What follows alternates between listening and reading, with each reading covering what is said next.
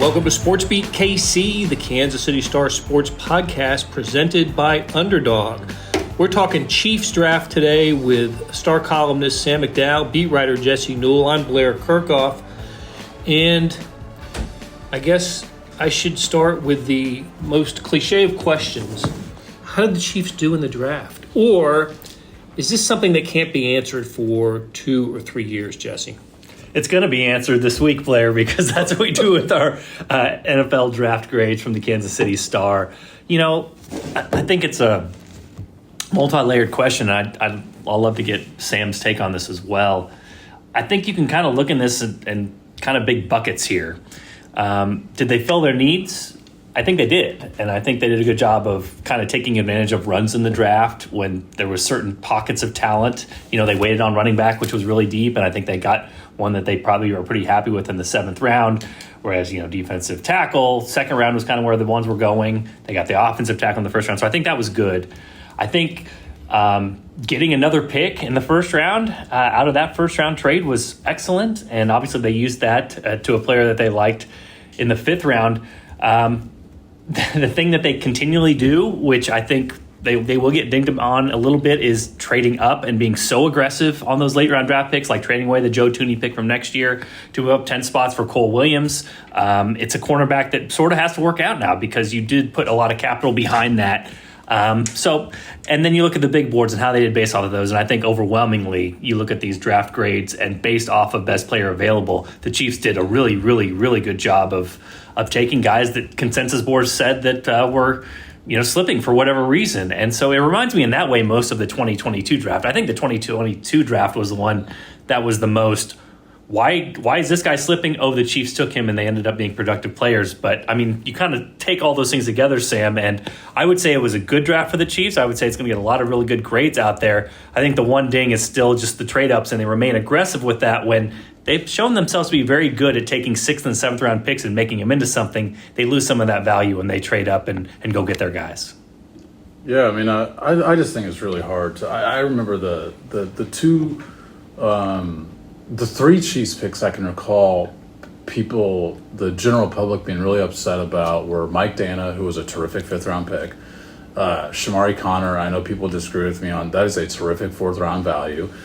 And people thought they took Rashee Rice around too early. And he's their best wide receiver. He'll be the focal point of their offense as long as he's healthy this next year and the games that he's not suspended. Like, Brett Veach operates with, he takes the guys he likes. And there is, you know, like Jesse mentioned, some certain runs on positions where you make sure, okay, there's 3 or 4 guys this position, there's down to 1, let's go ahead and make the trade up, make sure we don't lose out on all of them. But I think you could get really caught in the value per round, which of course is extremely relevant. But and when I referenced that, I mentioned, you know, a lot of people had the Louisville edge, you know, as a 3rd or 4th round pick. They take him in the 3rd round.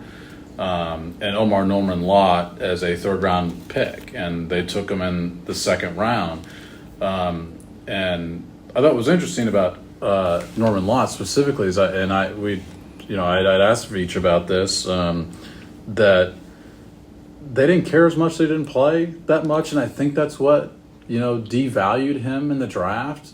Explain that he didn't play. Yeah, I mean, he never played 30 snaps in a game last year. Which is remarkable. I mean, it's the first thing that you look at is just what are this guy's numbers, and you know, give people a sense of how we cover the draft. We're scrambling too. Like when these picks come in, you know, I mean, there's some guys that certainly we knew a lot about. We knew a ton about Josh Simmons when they took Josh Simmons. We hadn't heard as much about Norman Lott. I mean, I certainly knew of him, knew who he was, but what stands out to you when you look at him is like, God, this guy didn't play very much. Played like 24% of the snaps at Tennessee. He's a 2nd round pick who plays less than a quarter of the snaps. They don't really care that much about that. And, you know, Ryan Nutt spoke to that again today, their director of college scouting.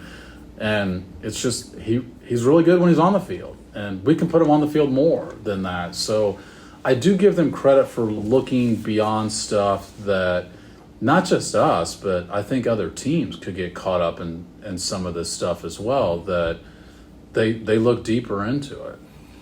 Yeah, there are a lot of surface level examination of prospects, and that's sort of what mock drafts are, surface level evaluation of prospects. Yeah. I also do want to point out, I think two things the Chiefs do really well every year, and we should not overlook this because not every team does this. You only have to look in the AFC West. For one is they try to get rid of dire needs going into the draft so they can clear up their board and they can take what sort of falls to them. Now, we know they have needs. We know all things being equal, they wanted an offensive tackle and they wanted a defensive tackle. But, in general, they do that, which leads to the second point, which is their top 4 picks, Sam. I know this is important when you look at the landscape of the NFL, is those are all premium positions. These are all 4 positions that are very hard to get in free agency. I mean, we can talk about Omar Norman-Lott and we can say, hey, he's a rotational defensive tackle and he's a pass rush specialist, all this sort of stuff. And like, okay, would you rather have a guy who could play every down? Would you rather have the replacement for Chris Jones? Well, guess what? He's the replacement for Turk Warden. Turk Warden just signed a huge offseason deal because those guys don't grow on trees. And so I think the way you can steer the car off the road is to go in the first round and say, there's a running back. Okay, we'll take him, and you don't get the value there. The Chiefs, that's the thing that they have just nailed the last couple drafts is especially this one, is those premium positions, those guys that go for the high dollars, offensive tackle, defensive tackle, edge rusher, wide receiver, bing, bang, boom, boom. I mean, they hit all of those guys to start with. And so the potential reward for them, if those guys pan out, is very, very high, especially in a salary cap league where you don't have unlimited resources.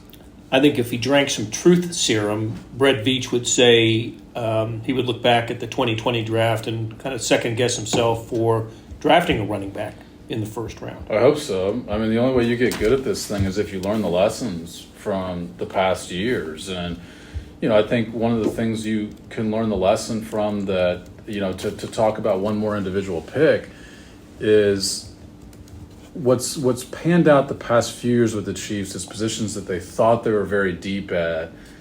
Last year, wide receiver. Hollywood Brown's injured on the first play of preseason. Rashee Rice is gone in a month.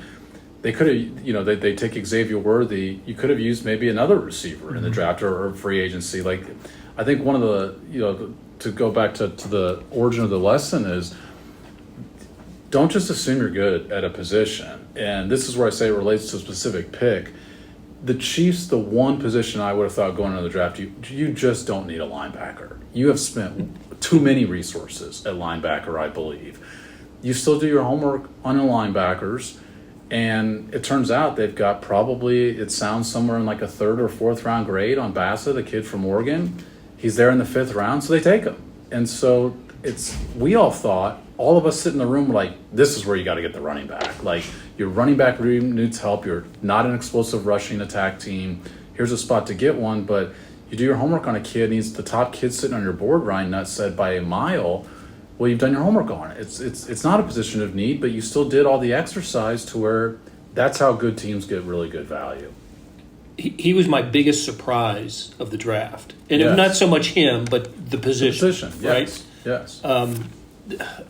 But after listening to Ryan Nutt explain the rationale of the pick, it makes sense. It just does. And his comparison, you'll read about this, his comparison to Nick Bolton, not in so much in terms of how they play, but the intelligence with which he plays. Because they're very different players. I mean, Bass is a guy that, if you do need help at linebacker, like, your linebackers don't cover all that well, and that's supposed to be his strength as a former safety. I mean, we were talking this offseason, like, could they bring back Willie Gay? I mean, that's the sort of linebacker you're talking about. You're talking about a guy who can cover the field, but sort of the intelligence that they love, and we know that Steve Spagnuolo has a complicated playbook, so getting a guy like that, and we were on the Zoom call with him, I mean, very, very impressive. I was joking with you guys, I said, that sounds a lot like Nick Bolton on there, and they love to have that sort of intelligence in their room, and I think it kind of maybe pays more dividends for the Chiefs than it would other teams.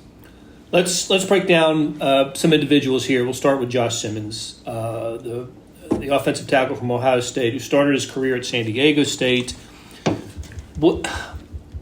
So much going on here, not the least of which is the patellar injury. So let's just assume that he would be ready to play for this in the season opener. And Chiefs, I think the indications are he will be. Probably not going to see him at OTAs, but we'll get him for training camp, and then he'd be ready. Do we see him as a day one starter at left tackle, knowing that the Chiefs have Jaylen Moore and have the right tackle established? How is this going to play out? Well, when I talk about lessons, to me, the lesson from last year's draft is they needed Kingsley Suamataia to be their starting left tackle. Like in an ideal world, what works out best for your team is if Kingsley Suamataia is ready for week one, and he's the guy. I mean, they only played him 7 snaps in the preseason game the three of us went to in Jacksonville, and you're like, wow, he's the guy. He's going to start in week one. He wasn't ready for it, and it was less the abilities than just the mental capability to be ready for that position, the ability to deal with failure at the NFL level on a team that's in primetime all the time. He wasn't ready for it, and so I think the lesson from that situation needs to be, it's okay to wait. You've got this guy for 5 years. You do have, this is where they were good in free agency to set themselves up to where this was less of a need, even though that you need a franchise left tackle, but you do have a guy you feel better about than maybe Wanye Morris a year ago.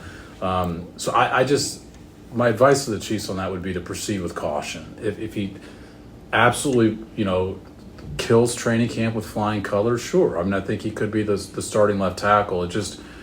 I think you've got to be absolutely sure, and it's not based on the foundation of I really hope this works out.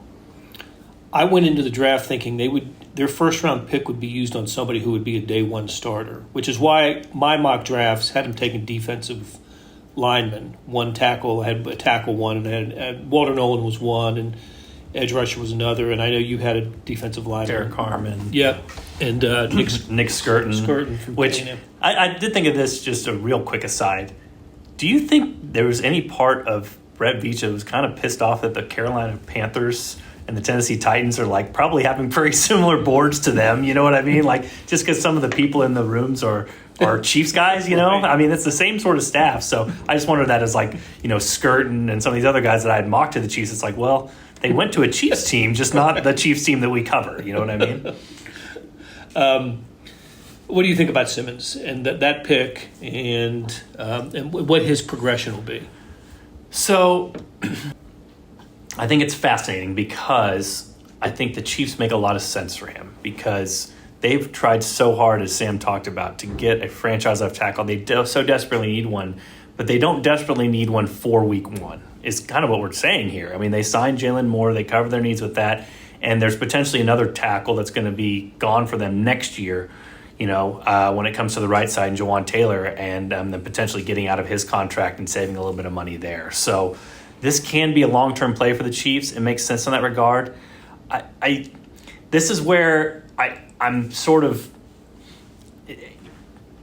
when they come out, they're going to be very, very happy with that or whatever draft pick they take. You know what I mean, Sam? I mean, and by all indications, Josh Simmons, if healthy and if some of the off the field stuff, the maturity stuff isn't there, this guy has all the tools, top 10 pick, top 15 pick, whatever the case may be. Franchise guy. Could be a franchise guy. It does make me wonder, though, Josh Connolly got taken right before him. I mean, I don't know the truth serum here, but it makes me wonder, would they be happy right now if they had Josh Connolly? Would that be a little bit of a safer thing? Would they feel better about his upside? He's a little bit younger. All those sorts of things. Those are the answers we won't get and will never get. But as it landed and as it fell, I just went into this draft, Blair, thinking everybody always needs a left tackle. And it seems like last year, they were obviously interested in Amarius Mims and potentially trading up for him. And then he goes 19. You just never get a chance of these guys. So this seemed to me like a way the board fell to them. Certain teams didn't take the tackles off the board early, and this was an opportunity they had to take. Now, it's a little bit of a risk, and Sam wrote a great column about how they were kind of in position to take advantage of that risk and go forward with a guy like this because of how their roster is set. But it does make me wonder at least a little bit about this thing and how this thing is going to turn out. I'm sure the best case scenario is all those things we're talking about, but this is not a sure thing with his knee. It's not a sure thing with his attitude. And obviously this is a risk the Chiefs can take, but it's something that at that particular point in the round, it's an asset that they just can't get otherwise. And they haven't been able to get otherwise in other years. Take a swing at picking sports this baseball season with Underdog. Playing on their app is as easy as choosing higher or lower on players' stats. Get them right, and you could win up to 1,000 times your money. Sign up today using promo code KCSTAR to get a gimme pick as a part of your first cash entry, plus up to $1,000 in bonus credits when you deposit. Must be 18 plus and present in a state where Underdog Fantasy operates. Terms apply. Concerned with your play? Call 1-800-GAMBLER or visit www.ncpgambling.org.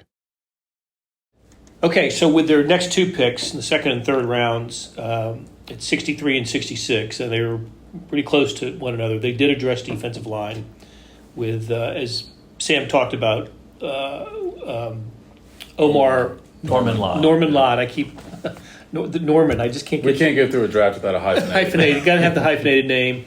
Tennessee and Ashton. How does he pronounce his last Gelati. name? It's with an E. Gelati with an E. Okay, from Louisville.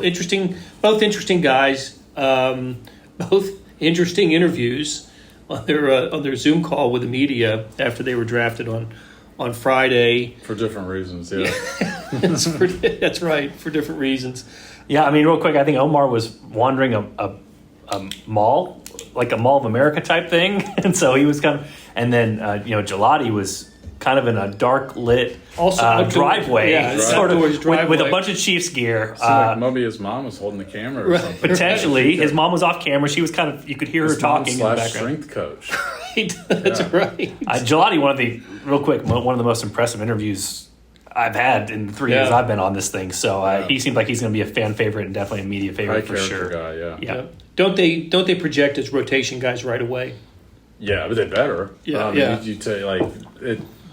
It'd be fascinating to be a defensive lineman in this draft to me, because the Chiefs would be where I'd want to go, because you have, first of all, Joe Cullen's one of the best defensive line coaches in the league, but you've got an immediate Super Bowl contending team. You come into a good culture locker room, good head coach, good defensive coordinator, all that.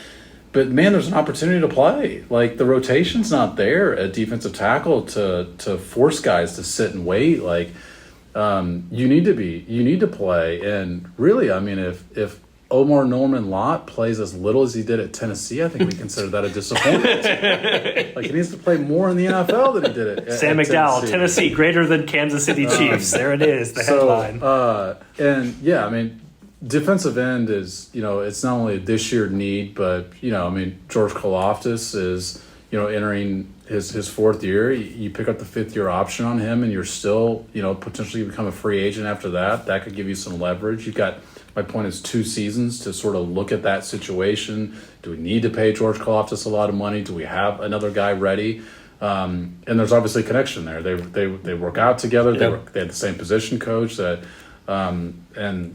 in college, and that coach, kind of told the Chiefs, these guys are a lot alike. And I think when you look on the film, it makes a lot of sense. And I really subscribe to Dane Brugler, who does a terrific job with the Beast. And he said that this guy's motor he just doesn't stop playing. And I think if you thought of an NFL edge to describe that way, you would be describing George Karlaftis. Right. Like, that is his advantage on a football field. I think something we have to look at too, guys, is you talked about some of the draft picks that have really worked out for them. It's guys that they like and feel like are good fits with them.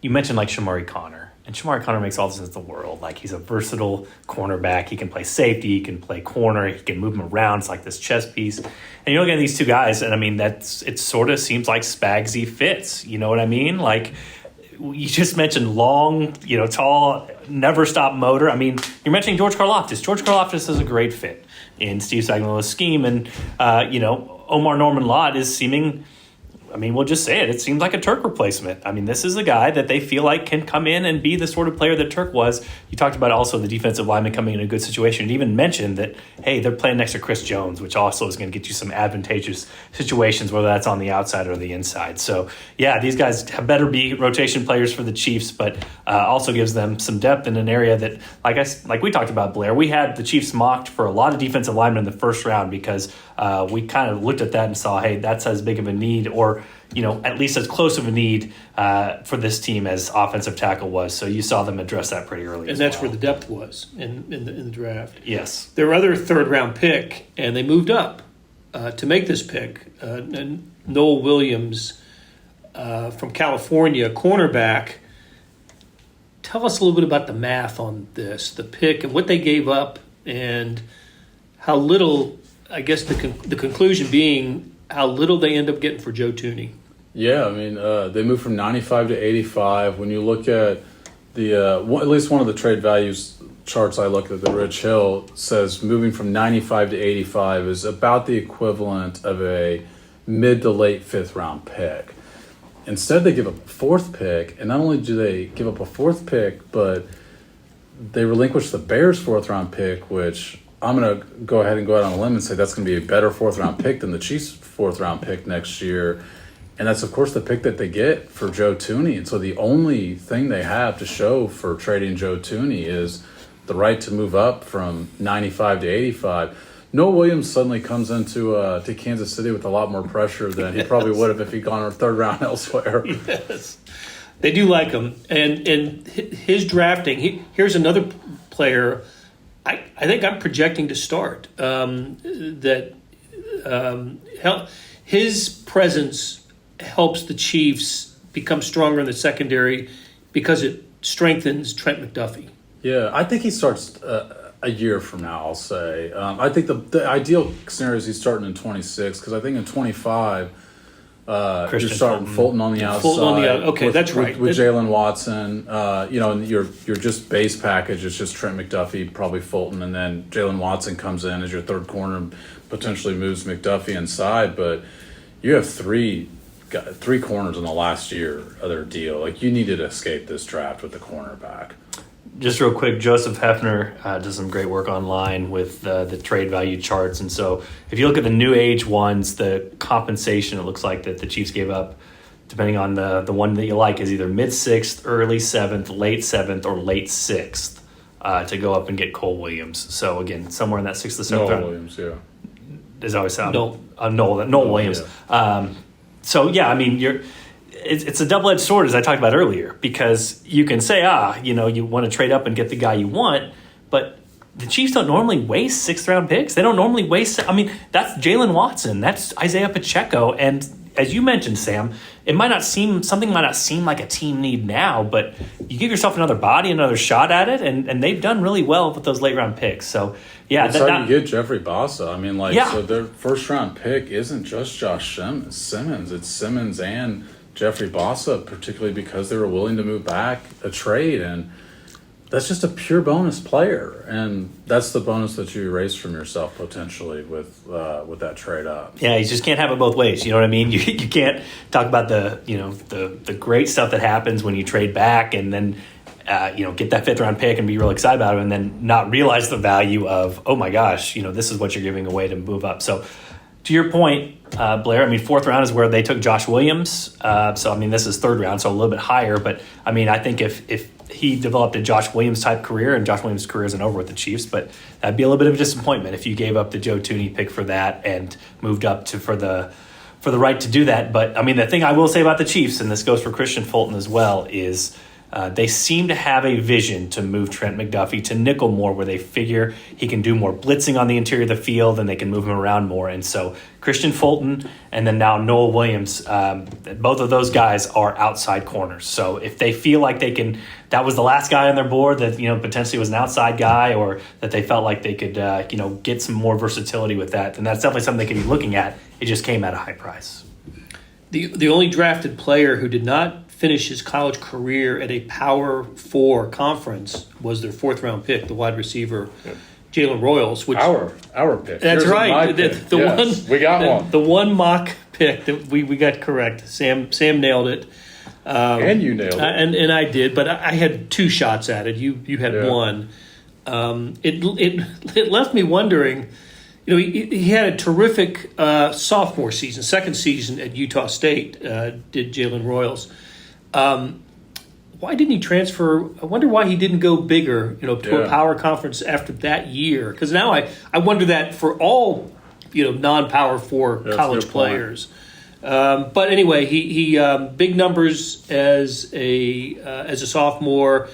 Would have had a big season as a junior, but injured I think it was his foot. Suffered a foot injury. Played only 7 games. But Chiefs do like him, and I think he just kind of fits the profile of the wide receiver the Chiefs are looking for. Yeah, I mean, when I look back at a year ago and what the Chiefs were missing offensively, I mean, certainly you missed the connection that Patrick feels with certain guys, but To me specifically, like when teams play you so deep defensively, I think what's great is if you can't get the yards through the air, get them after the catch then. And the Chiefs weren't able to do that very well, very effectively last year once Rashee Rice went out. Travis Kelce doesn't do it as well as he did early in his career. And so Rashee Rice was sort of your answer to the too deep. Okay, if you're going to play us so deep, this guy's going to get the yards after the catch. That's what you see in Jaylen Royals. Now, the asterisk on him is he did play at Utah State. He didn't go to an SEC or Big Ten school as a junior and suddenly do it there again. So you are asking him to make a significant jump. But in 7 games last year, 436 yards after the catch and almost 8 yards after the catch per reception, which was I think it was 11th in FBS among guys that were targeted at least 50 times last year. I mean, he's really got that quality. But when I say it's going to be a real jump for him to the NFL, and he's going to have to learn, a lot more lingo than what he had. And the other thing, when you look at him at Utah State, and the Chiefs keep telling us he plays inside. He did not play inside at Utah State. 83% of his snaps were not only outside, they were at outside left. They were the X position, 83% of his snaps. He had to move around as little as any receiver, and it was just because of the way Utah State likes to play their offense. They like to get it and go, have the snap ready to go, so it's easiest to line up where you lined up last. But my point is, there's this summer, we're a week away from them coming in for rookie minicamp. There's a lot of stuff for him to learn. It's going to be an important summer and an important time for him.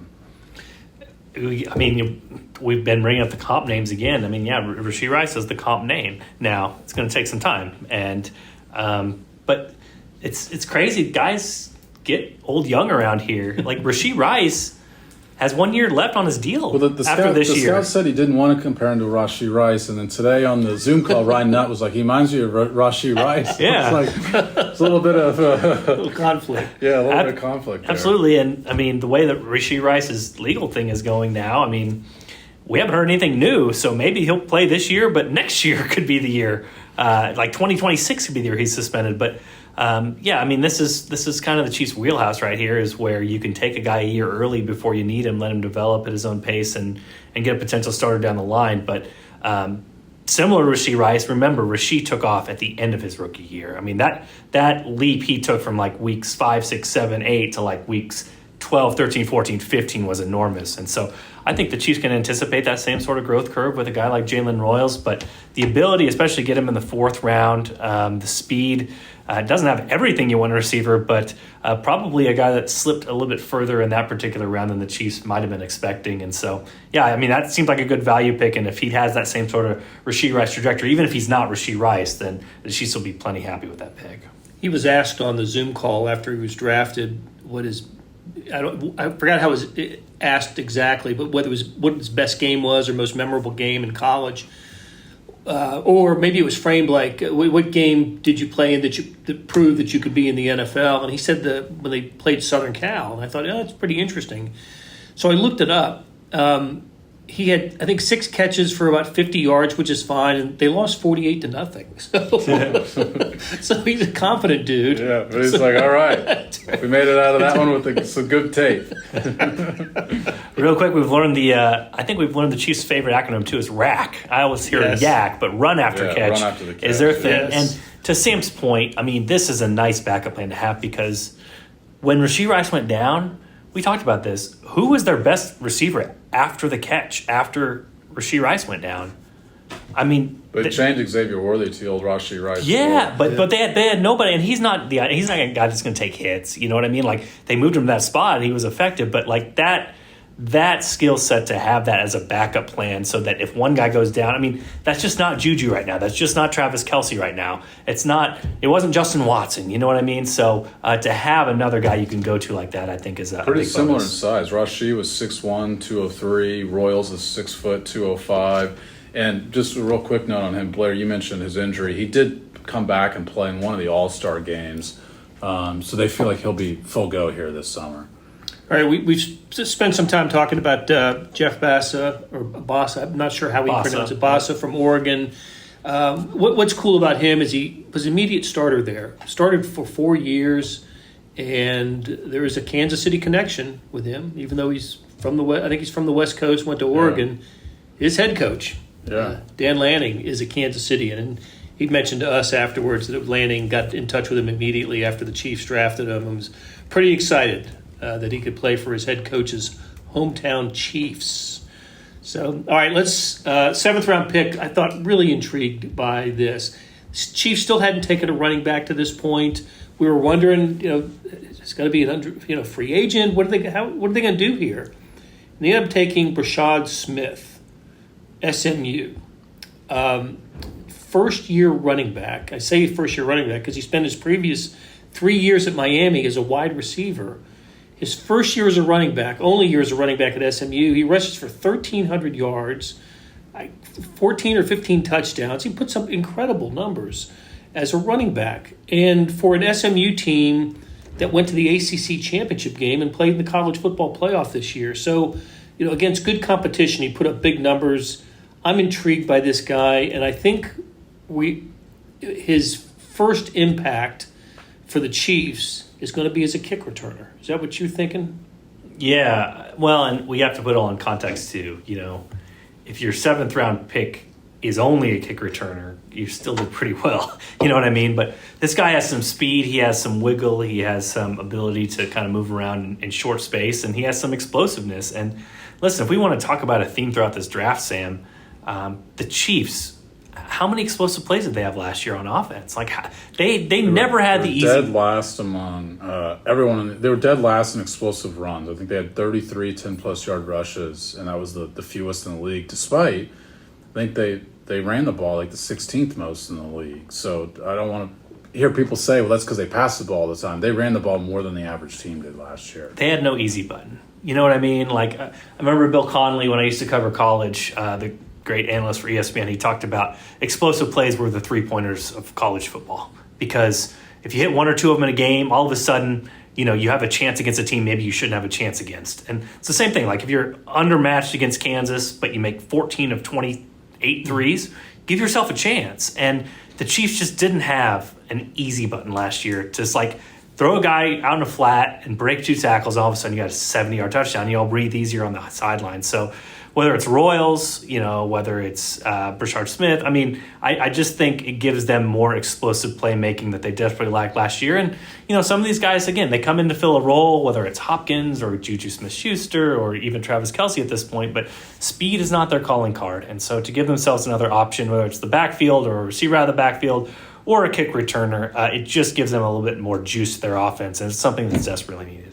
Well, with kickoffs coming out to the 35 this season. There's going to be a lot of them. Yep, and they didn't have explosive plays in the return game either. They wanted short hands back there. Except for the opening play of the playoffs against the Texans. That's right. And you also have 2 return guys, too. The Chiefs mentioned him as a kick returner. You need 2 kick returners now. But you remember the opening kickoff of the playoffs against the Texans didn't go into the end zone. It got stopped at the 20 or 25, and I think the Chiefs, didn't they end up kicking a field goal there? Yeah, I think you're right. I think they did. So that's the type of play that you want your guy to get into the end zone. He got caught. Samaje Perine got caught from behind on that play. Yeah. Real quick, I think the Chiefs played the depth of running back well. You know what I mean? Like we all knew going to this draft that there were a lot of running backs out there. They traded up to get Brashard at the very end here, but it does seem to me. I think ever since Clyde, I think they have their mind in the right spot when it comes to running back. Now, if they take one in the 5th or the 6th or even the 4th, I don't think any of us would have blamed them based off of the production they got last year. But, if you can pull somebody in the 7th and get great value for it, we've seen – I know Isaiah Pacheco slowed down with the injuries. They're expecting more from him next year. We'll see kind of what happens, but obviously the last year of his deal. But I do think they played the depth of the draft in this particular area well, where you get to the 7th round and you go, maybe this isn't my favorite guy, but this guy has a lot of life, a lot of juice, and somebody that maybe might have gone higher in a different year. But this year, because there's so many running backs, there's only so many that can be taken. All right, Jesse, when are we going to see these rookies for the first time? Yeah, rookie minicamp this weekend coming up in the first week of May. So they'll be here. It'll be a kind of a fascinating one because usually we have all eyes on the first-round pick. And obviously this year with Josh Simmons, he will not be doing much, we don't think, based off of his knee injury. So be kind of keen on other guys. It's crazy out there because nobody knows what they're doing. Nobody knows the playbook. A lot of other, volunteer coaches are out there just to get guys in the right spots, those sorts of things. But sometimes there are memorable plays that you can see from these guys and stand out, and we'll also get a chance to talk to them as well. So first time for them to get to the Chiefs facility, get themselves fitted for a helmet, and our first chance to be able to look at these guys on the field. And as I said earlier, I think we're going to see a lot of speed and a lot of explosiveness, a lot of athleticism. I think that's kind of the theme of the draft so far for the Chiefs. I remember one of the rookie mini camp that stood out to me is watching Sky Moore have no idea where he was supposed to go. And some of us took that to heart and said, this guy might have a tough transition to the NFL. And we were right. Those of us who thought Sky Moore might struggle at this level. This means everything. This weekend means everything is my point.